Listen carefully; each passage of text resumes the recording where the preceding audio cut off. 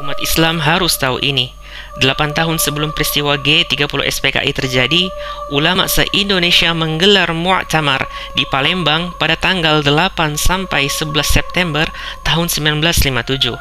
Para ulama memutuskan beberapa kesepakatan, yaitu: yang pertama, ideologi atau ajaran komunisme adalah kufur hukumnya dan haram bagi umat Islam menganutnya. Kedua, bagi orang yang menganut ideologi atau ajaran komunisme dengan keyakinan dan kesadaran, maka kafirlah dia dan tiada sah menikah dan menikahkan orang Islam. Tiada pusaka mempusakai dan haram hukumnya jenazahnya diselenggarakan secara Islam. Ketiga, bagi orang yang memasuki organisasi atau partai yang berideologi komunisme seperti PKI, SOPSI, Pemuda Rakyat, dan lain-lain, tidak dengan keyakinan dan kesadaran, sesatlah dia dan wajib bagi umat Islam menyeru mereka meninggalkan organisasi dan partai tersebut. Yang keempat, walaupun Republik Indonesia belum menjadi negara Islam, namun haram hukumnya bagi umat Islam mengangkat atau memilih kepala negara yang berideologi komunisme.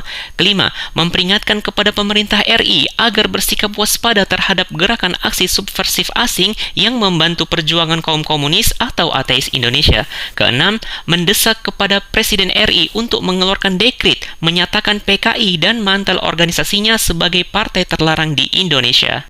Dan referensi muktamar tersebut ada pada buku ini. Setahun kemudian, pada tanggal 17 Agustus tahun 1958, dengan suara yang gegap gempita, Presiden Soekarno mengkritik dengan sangat keras Muktamar Alim Ulama Indonesia yang berlangsung di Palembang tahun 1957. Beliau mengatakan bahwa konferensi tersebut adalah komunisfobia dan suatu perbuatan yang amoral. Kemudian, ketika peristiwa G30 SPKI terjadi, Buya Hamka mengatakan, rupanya Allah hendak memberi dulu cobaan bagi rakyat Indonesia. Kejahatan komunis akhirnya terbukti dengan gesta punya G30 SPKI.